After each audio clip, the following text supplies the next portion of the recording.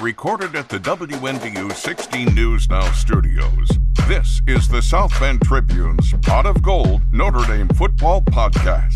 Here are your hosts, columnist Tom Noie, Notre Dame football beat writer Mike Berardino, and WNDU's Jackson Neill. After what seems like 130 days, actually it was only 13, but it felt a lot longer, Notre Dame football is back to playing Notre Dame football on Saturday when number 17, Texas A&M, 2-0, comes to town to face number 8, Notre Dame. Notre Dame gets an off week. They don't play, and they move up in the rankings. How about that? Pretty easy. Easy week. Notre Dame is 0-1. It is kind of weird looking at the USLBM coaches poll and seeing Notre Dame, a winless team, ranked number 8 in the country. That is kind of weird It is odd. to think about that. I mean, I guess it's kind of like the way the rankings work early in the season. But yeah, 0-1, number 8, it just looks kind of odd.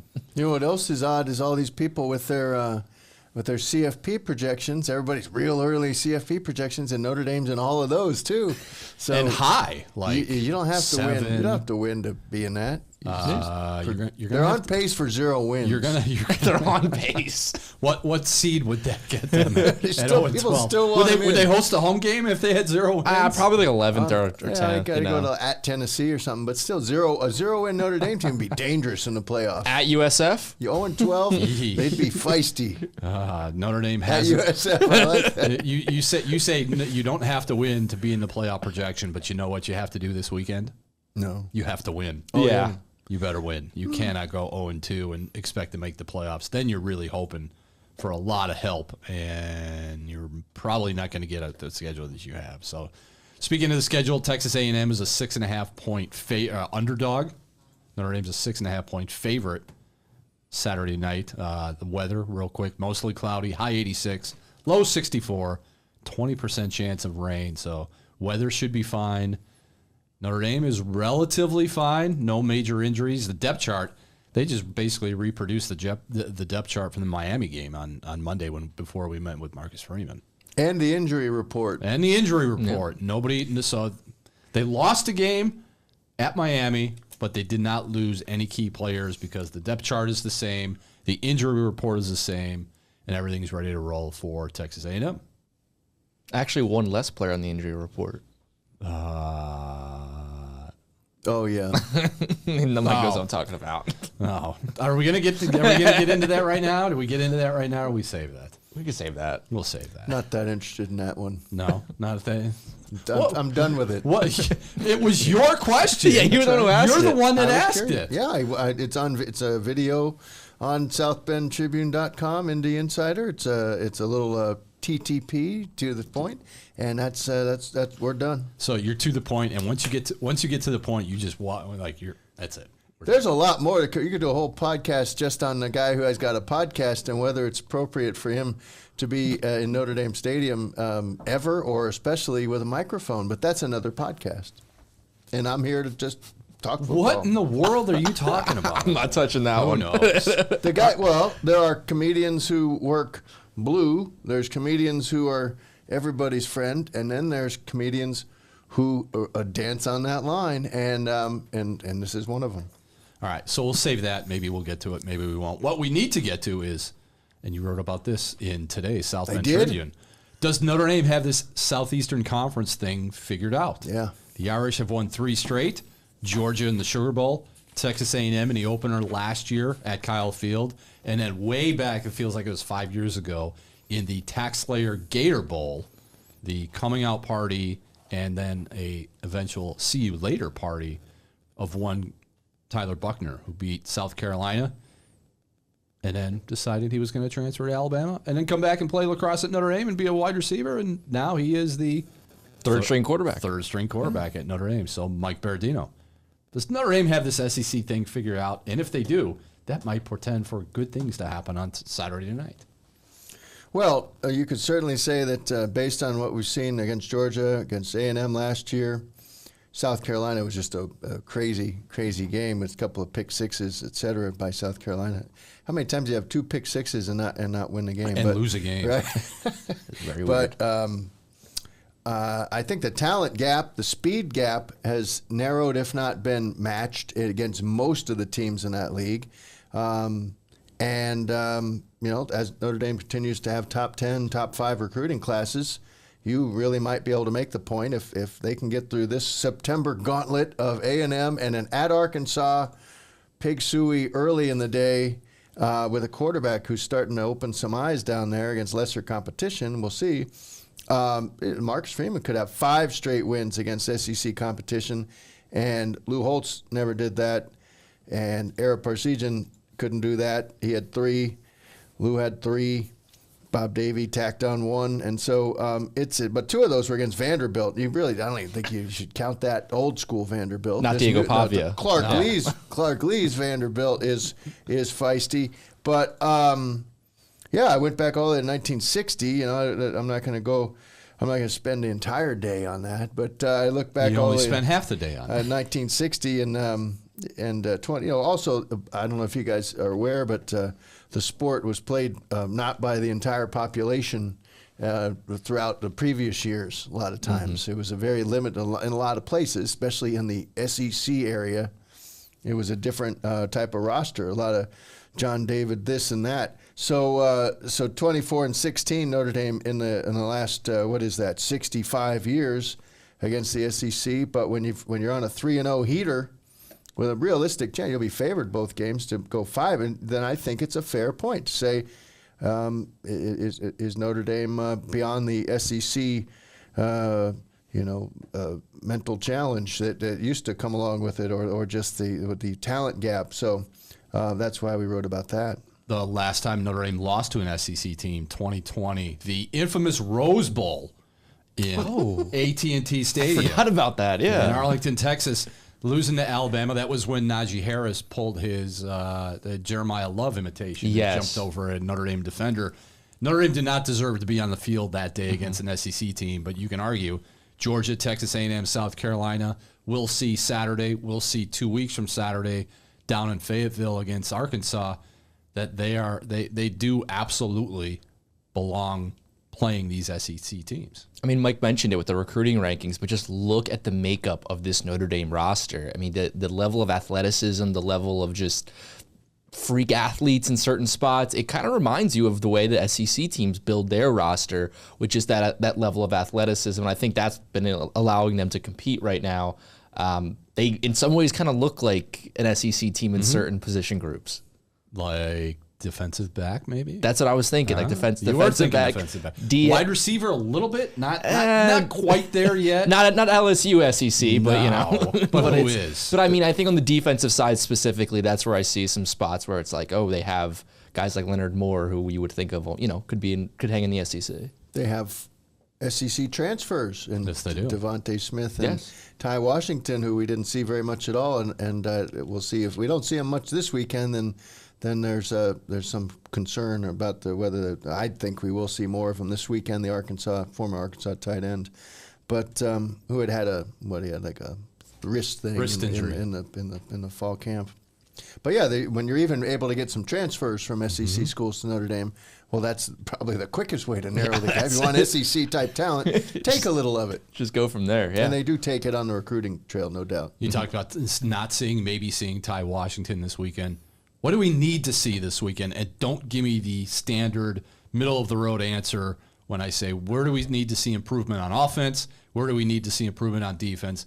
Don't tell me that it needs to be an offensive and defensive line-driven program, because that's the Marcus Freeman answer.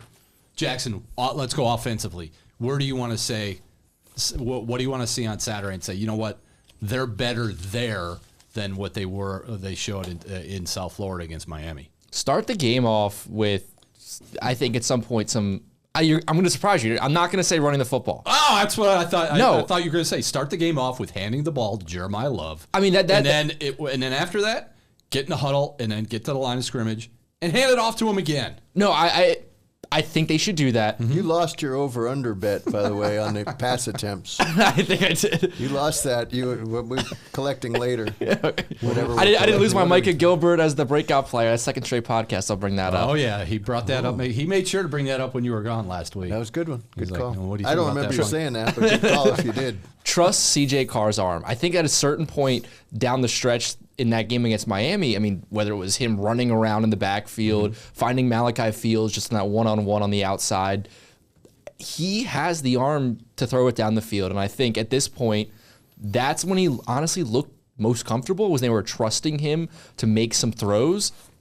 That's what I want to see from this offense. Obviously, running the football, yeah, you have to give Jeremiah Love more than however many 10 carries and more than 6 carries to Jarian Price. But just trust CJ Carr. I think they got a little too making sure he was comfortable with that many bubble screens.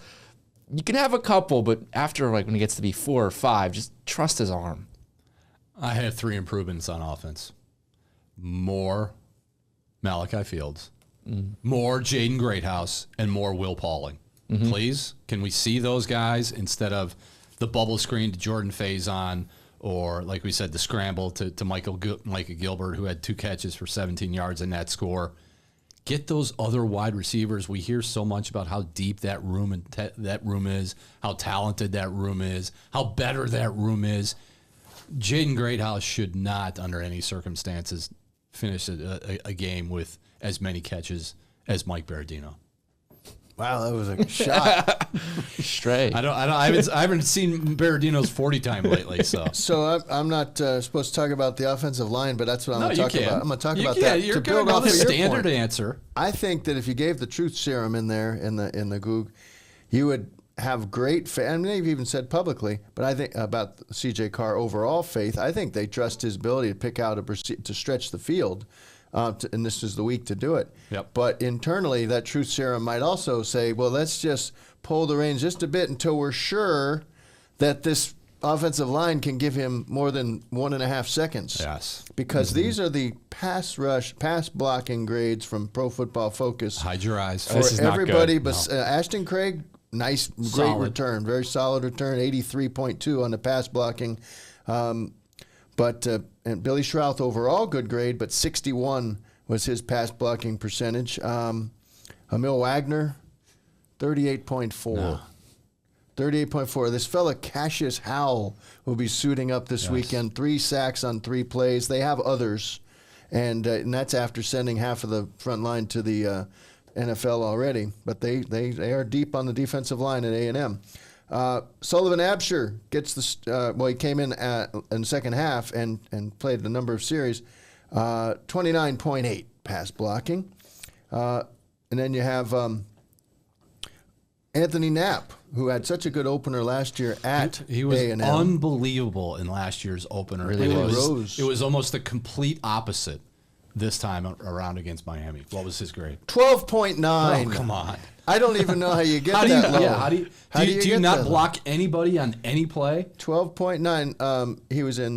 What's weird is he was in 28 pass sets and just gave up 1 official pressure, but somehow it was 12.9 because they got all the people locked in the basement over there in Cincinnati or whatever they do in Pro Football Focus, and we just take it as gospel. But that if you had, and I've talked to several former NFL linemen, and Aaron Taylor each year will say, don't that's not gospel. But this is what we have to work on because Marcus doesn't come out and share the grades after the game, and I don't know how they grade exactly.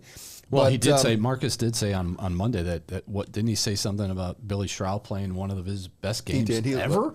He was happy with his play. He was happy with Billy Schrouth. He certainly was good in the run game, but there wasn't much run game. And then 2 more. Styles Prescott was pressed into service late. That was a tough spot for him, and it ended up in the end zone. But pass blocking, 10.5. And then Gerby Lambert, this is what I'm going to own. If you said, now I'm not writing him off, he's going to have a fine career. But that was a tough debut pass blocking. Yes. Against, and he wasn't even being asked to be on. Now you can see why maybe he was bumped inside because they made him put on all that weight. He's huge and he's a road grader. But the poor guy was a 2.4 pass blocking grade. Out of just 18 pass sets, that's what happened. So a lot to prove for those guys before you can say, go get them, CJ, down the field. Defensively, Jackson, what do we need to see better from this Notre Dame team on Saturday night? Well, I can't say anything with the defensive line, right? You can, but I mean, it's just the pressure on the quarterback. That's just any pressure on the quarterback at any point. I mean, the 1 sack, one other tackle for loss. You're not going to be able to play good defense if you can't get any pressure on the quarterback. It felt like Beck had a lot of time to just, even when he was getting hit, it was after a couple seconds and he had enough time to find his target.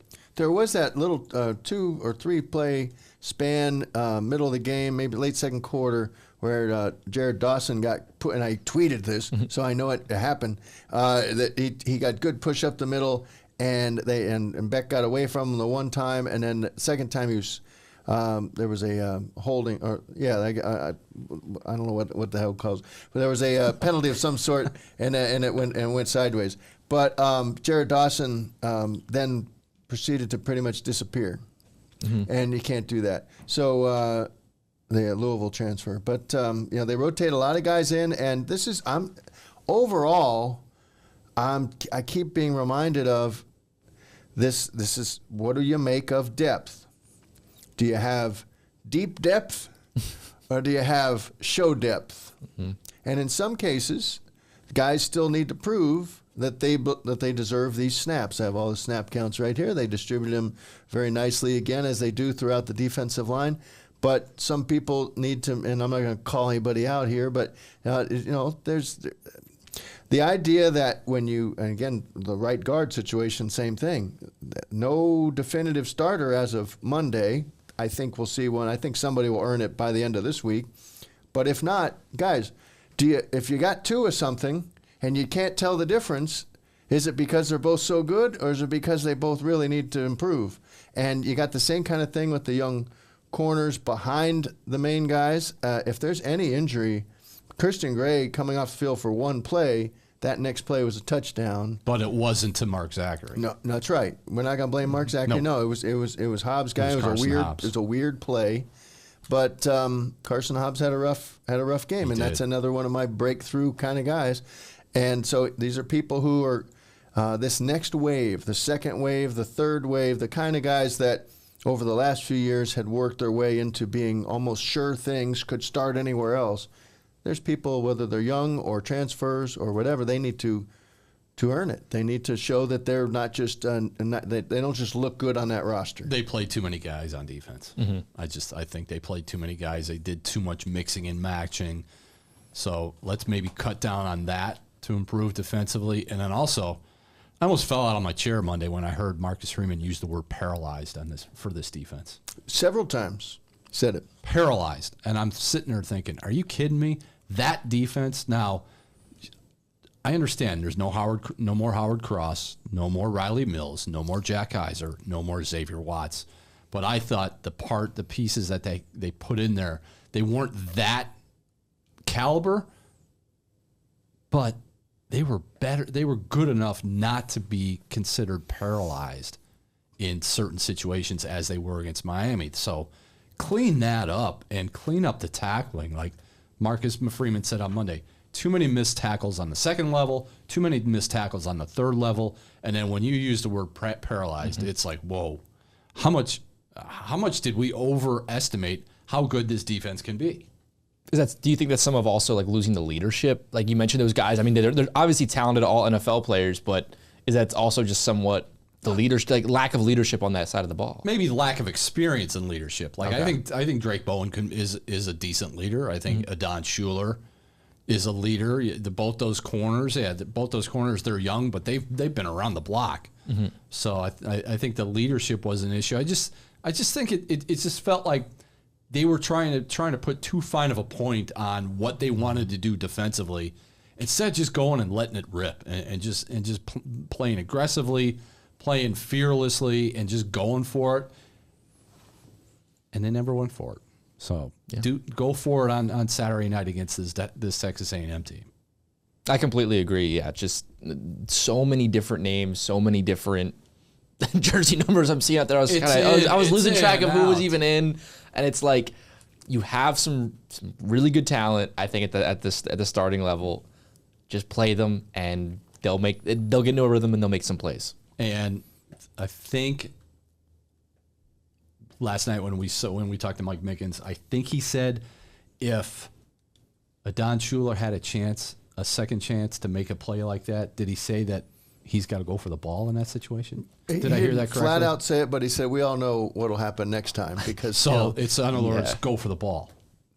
He kind of was in between. It looked like blowing the guy up or actually trying to catch the. He was afraid of probably afraid of a penalty. Exactly. And that's let's a really think tough back spot. to the last time he played that end zone, that stadium, the opposite side of the end zone.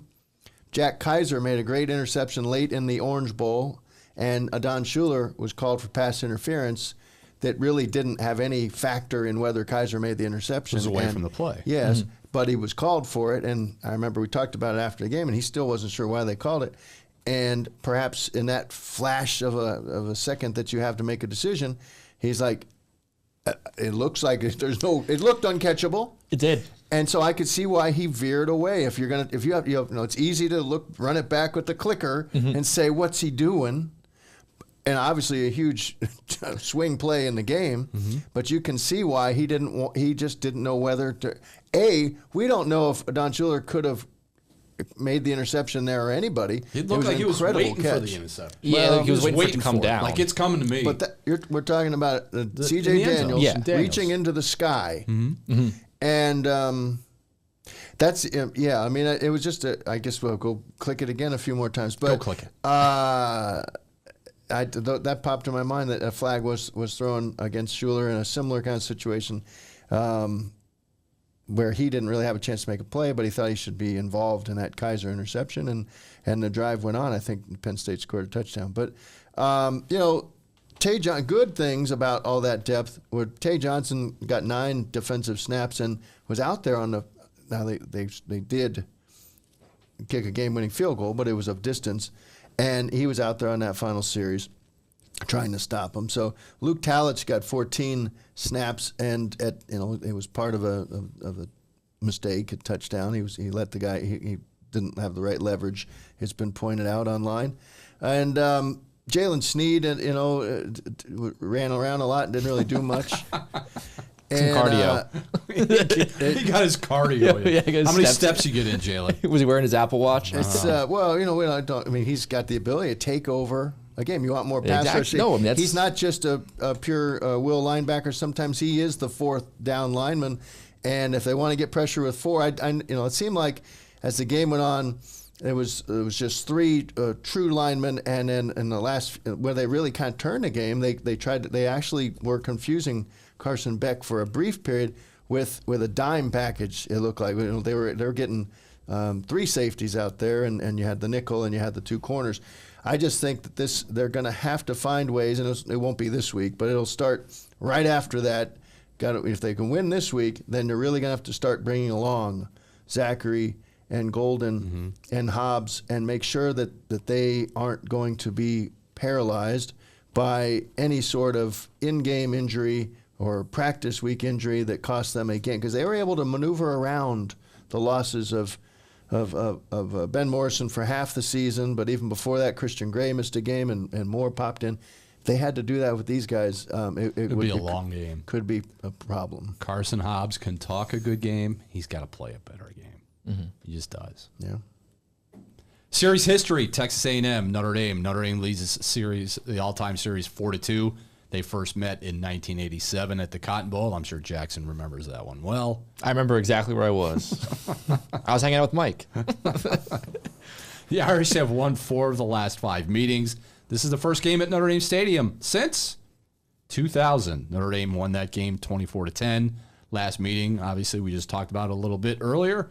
Labor Day, Saturday night in College Station. Number 7, Notre Dame, 23. Number 20, Texas A&M, 13.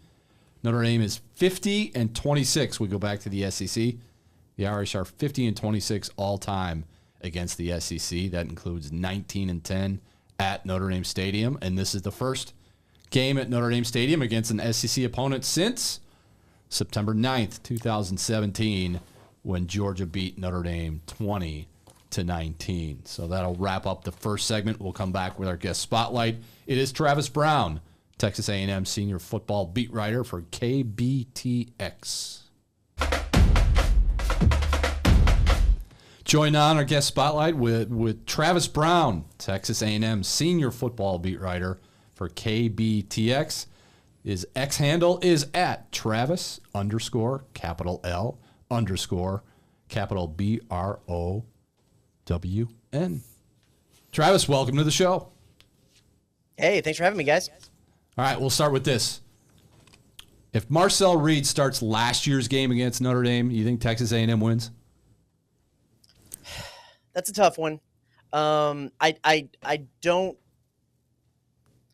Oh man, I want to say I don't think so because he wasn't as finely tuned as a passer as he is now, and frankly as he was later in the season as he kind of got some more experience under his belt. And the offense was built a little bit more for Connor Wegman, who was a little bit less mobile, probably a little bit more of a traditional pocket passer. And you can tell that at times through the season, that was the offense they had installed.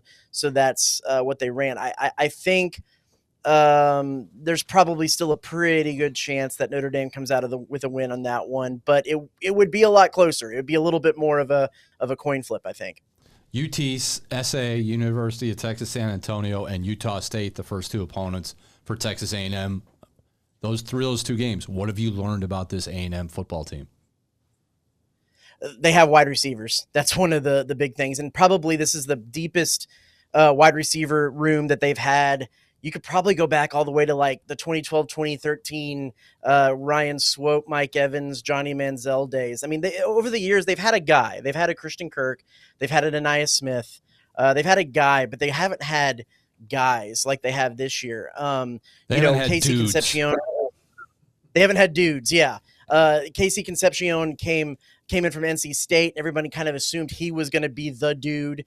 And he's had great run with those guys, but it's actually Mario Craver who is back-to-back 100-yard receiving games. It's the first time an Aggie's done that in 2 years, had back-to-back 100-yard receiving games. And I think a lot of that is because they're having to key in on Craver. On Concepcion, and Craver opens up. But then if you can go beyond them, Ashton Bethel Roman is a guy out of camp who is probably the biggest dark horse, biggest improver out of camp, and he's the fastest guy of all that core. And then you have Terry Bussey, who is the guy who was the shiny new toy, the true freshman that all the fans were clamoring to see last year, and he's like the fourth receiver, not to mention the whole tight end group that they have. They have more tight ends than probably any team in the country right now, which is but it is a very, very good wide receiving room, and something that A&M hasn't had since I've been here in 2016, and you could probably argue since they've been in the SEC, this good of wide receivers. And that goes then trickles down to the fact that the passing game is greatly improved. Last year, the passing game was abysmal against Notre Dame in that first one, just over 100 yards, and really couldn't move it that well. It's going to be a very different A&M offensive look, I would think, because of that. Thinking back to Concepcion, Notre Dame fans probably remember the NC State game, the Audric Estime hot dog game, and the Lightning game. But Concepcion was being talked about before that game and went on to have a 71-catch year, but just 5 of those came against Notre Dame. I think Ben Morrison probably had him most of that game, but 5 catches for 24 yards in that one. So I'm sure he has something to prove here with the opponent across the way. I have to weigh in on that. I have thought that's the question. I'm sure A&M people have been wondering ever since Marcel Reed came through. And I think, Travis, you make a great point that you see it. It took some reps, a lot of reps for Reed to develop, but Wigman was so bad that night. He was, and I just go back cement shoes that night.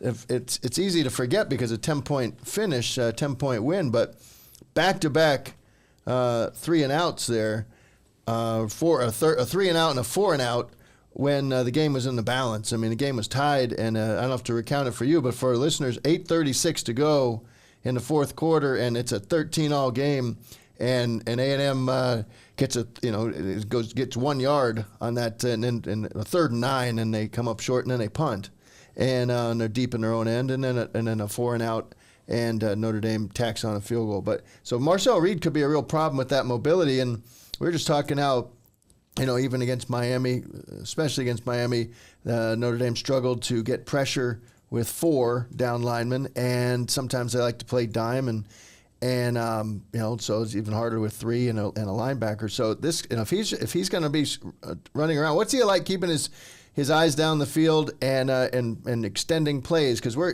C.J. Carr, already the myth of C.J. Carr, the legend is developing. Where Jadarian Price says a play with him isn't just 5 seconds; it can go 6, 7, 8 seconds, 9 seconds. He had that crazy scramble. Reed's already done some stuff like that, right? What's the craziest thing you've seen him do in terms of play extension so far? Yeah, he hasn't necessarily been with those two teams like under some serious pressure where he needed to go out and really extend the play. There's been times he stepped out of the pocket, rolled out kind of into the flat and found a receiver, but nothing wild yet. I think the thing when you're talking about his mobility is, especially in that Utah State game, once he decided to tuck it and run, there was 2 times that he put some defensive backs on skates, and just one little head fake here or there, and guys were diving all over the place. Now, the other interesting thing is, and the reports and everything from him, from his dad, from Mike Elko, from everybody, is that he's fine, but he did get shaken up a little bit in that third quarter. Had to be in the training room, table for a while, and didn't come back in the game. Now the game was already out of hand. They probably should have had him out of the game before that play anyway. So there'll be some that first series or 2. It'll be interesting. We'll all be kind of having eyes on him to see if he looks healthy, his normal self. But yeah, that'll be something interesting to look at, and kind of something I wanted to raise to you guys as well. When coming into this season for A&M, so much talk about there was so much talk about how good A&M's running game would be. They have a stable of like 5 backs that probably could start at places, led by Le'Veon Moss. But really, through the first 2 games, they've had trouble establishing the run. They haven't really gone to the run that much, other than kind of design zone read type things for Marcel Reed to run. Moss has been really limited in carries. Then watching that Miami game, Love and Price, not a whole lot of carries. It's two teams that should probably be led by their running backs, and it doesn't seem like that's been the case coming into this game. That's curious. I'll be interested to see how much A&M tries to establish the run more. Curious y'all's thoughts too on how Notre Dame might try to establish the run on that too. Jackson.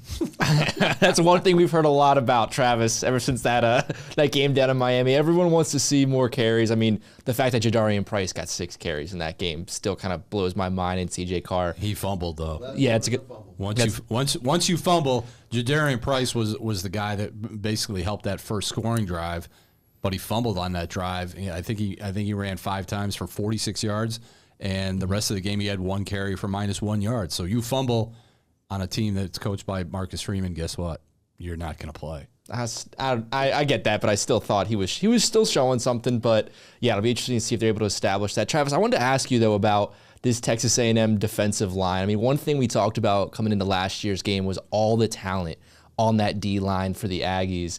A lot of it's now in the NFL, but for Notre Dame this year, we did not see a great pass blocking from their offensive line in that first game against Miami. So I'm curious, did A&M reload on the defensive line, or are they a step down this season? Yeah, I'm not sure if you've heard, because it's like the thing that everybody around Aggie Lane was talking about.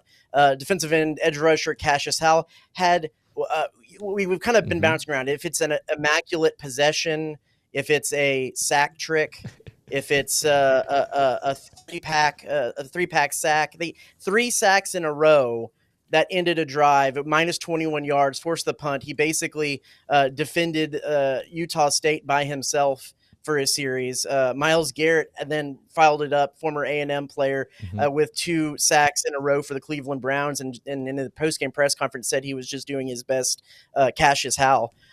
So yeah, if they can get that same kind of production and push that they have seemingly gotten in the first 2 games, especially against Utah State. Again, it's Utah State. I understand that. They had 6 total sacks as a team, which is an interesting turn, because A&M had you mentioned it, those 3 NFL pass rushers last year, but they would have been elite sack total number guys, like leading the nation if it was 2-hand touch on the quarterback. They were able to get to the quarterback, but they really struggled like bringing the quarterback down last season. There were especially Lenora Sellers, really made it hard for them on that for South Carolina. And so it seems like this group not only has been able to get to the quarterback, but actually bring the quarterback down and complete those sacks. And so I almost think that they're, and as far as a pass rushing defensive line goes, they might have taken a step up so far. Again, you have to look at the competition. UTSA is going to be a good team. Utah State will probably not, and it'll be their biggest test this weekend. But they showed signs of life that necessarily weren't there for long stretches last season on the defensive line. It's actually run stopping that's been a little bit of an issue here or there. I mean, UTSA broke off a 75-yard breakaway run on the first play of the second half and ran for I believe about 200 yards against A&M in that first game. And then Utah State came back and broke off like a 40-yard run on the first play of the second half. Just some misfits by the linebackers and some trouble at the defensive front. So you're coming into a game again where it seems like the running game, establishing the run with Notre Dame, should be the key. And there's been some interesting plays defensively in trying to stop the run. Texas A&M has lost 13 straight games on the road against ranked teams during that span. And every other SEC team has won a road game against a ranked team. How often this week has Mike Elko, how often has his assistants, how often has everybody down there in College Station been reminded of November 8th, 2014? Yeah, well, here's your even better fact. If you want to look at road games on the road in non-conference matchups, the last time A&M won a ranked matchup on the road against a non-conference team, 1979 against Penn State. They went into Happy Valley and beat Penn State. That's not easy. That's not. Penn State.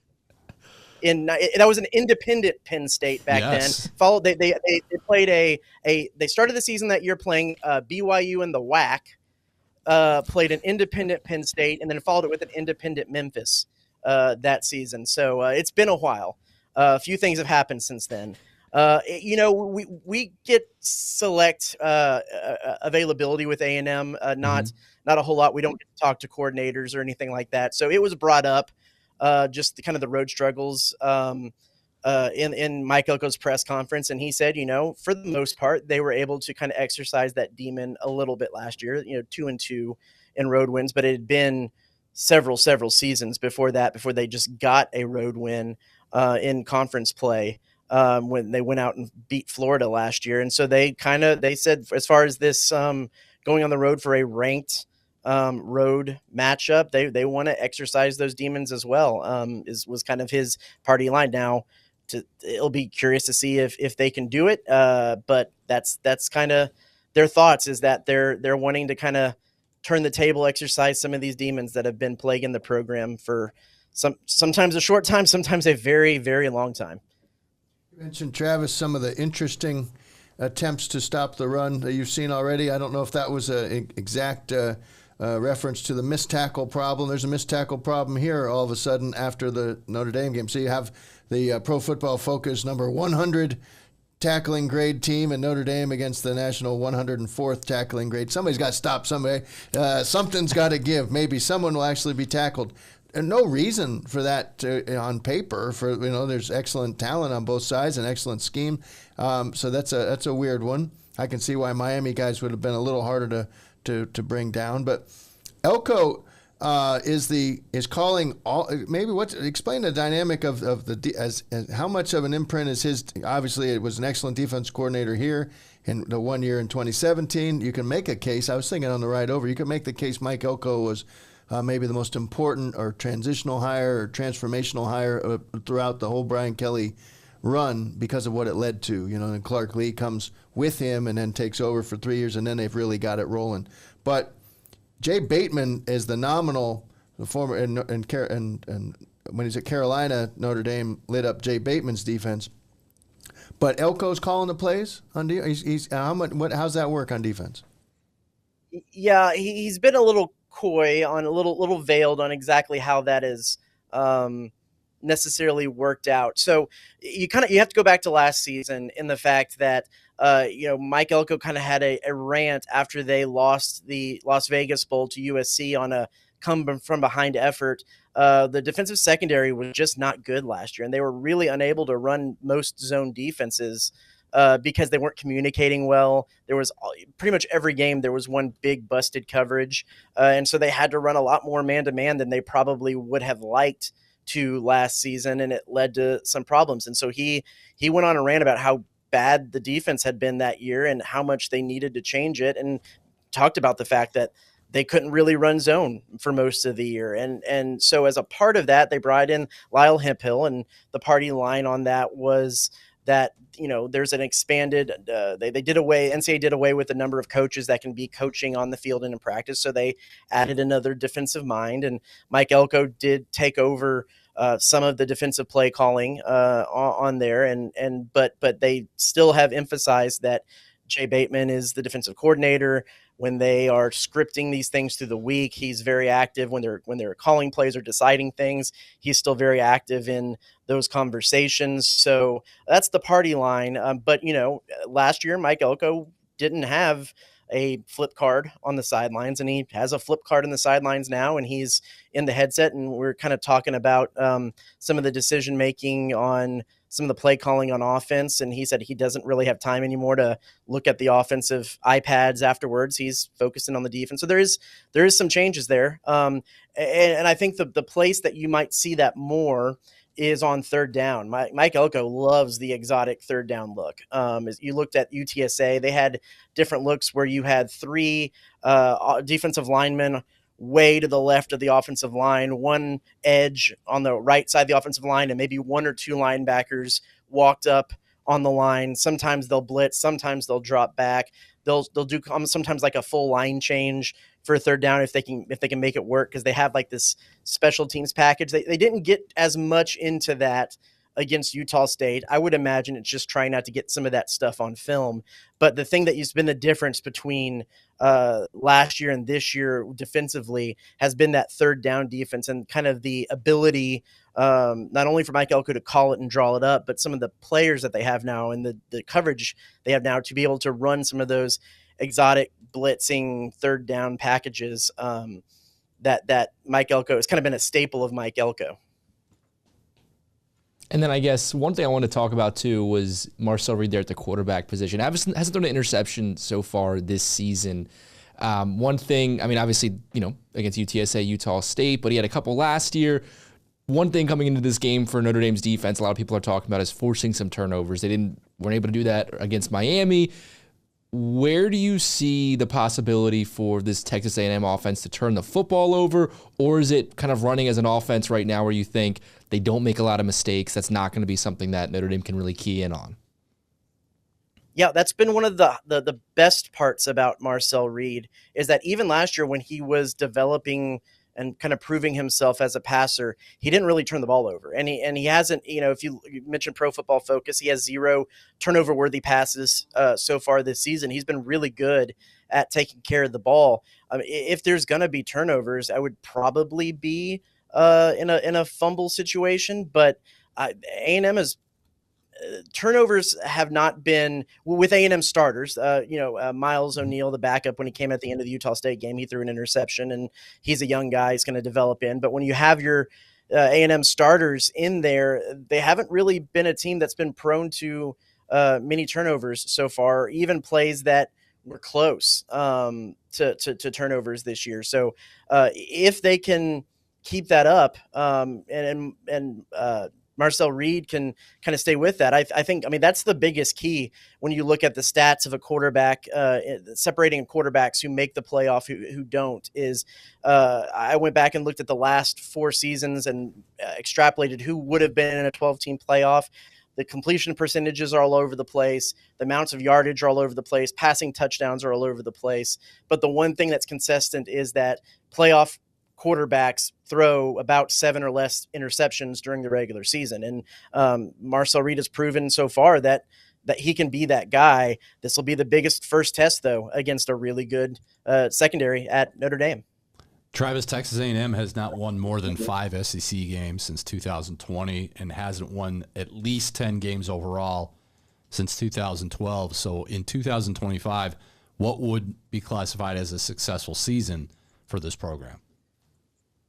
Yeah, that's I think the thing that there's been a little moniker that's been thrown at A&M, whether it be from the compatriots over in Austin or other people around the country as Texas 8-4. Yep. And I think everybody in Aggie land, from an A&M fan standpoint, would like to see A&M get past that 8-win plateau. And they've only gotten more than 8 wins 6 times since the turn of the century.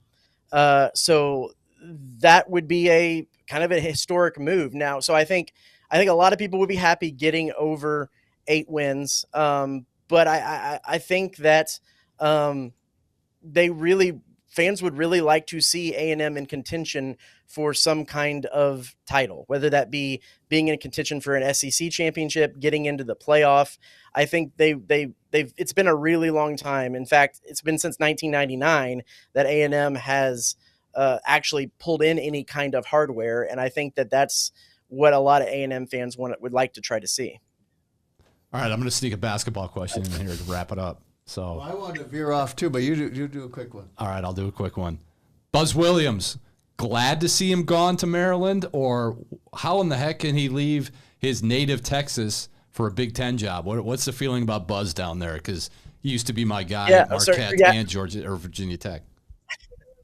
Are you asking me as journalist or like in coverage aspect? Well, the coverage aspect's got to be a nightmare. Actually, the funny thing is, I got along great with Buzz. Mm-hmm. He was maybe the most helpful coach in the A&M's athletic department, for me at least. So I have nothing but good things to say about Buzz in my time covering him here. I do think from what happened on the court, if you talk to the fan base, Buzzball is not an exciting brand of basketball. It is it's a grind. It is a lot of defense. It's grinding it out. It is you're not going to have great shooters, but they're going to often be the best offensive rebounding team in the country, and they're going to shoot a lot of free throws. So games took forever. And I think even when they were winning, fans started to sour because there was literally fans on Twitter and message boards who were saying, yeah, I know they're winning, but I just don't like watching this. Mm-hmm. Which there's a whole argument that can be said about like, what does that even mean as a fandom?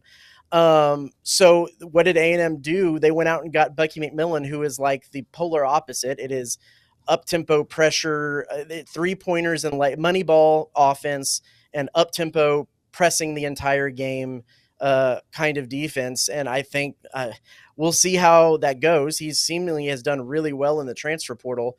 But it does seem like the fan base is very appeased because they're going to see a very different kind of brand of basketball here. And I think when you look at why Buzz left, he was hired here by Scott Woodward when Scott Woodward was still here, just about a couple months before Scott Woodward left for LSU. So now with Trev Alberts here, he was on his 3rd athletic director. Him and Ross Bjork didn't get along very well. And I don't think there was ever much of a relationship established between him and Trev Alberts. And then you look at the roster, they did a really good job, 4 or so years ago, going out to the portal and getting guys when there was still just the one-time transfer rule locked in as transfers to where they seemingly couldn't transfer out again.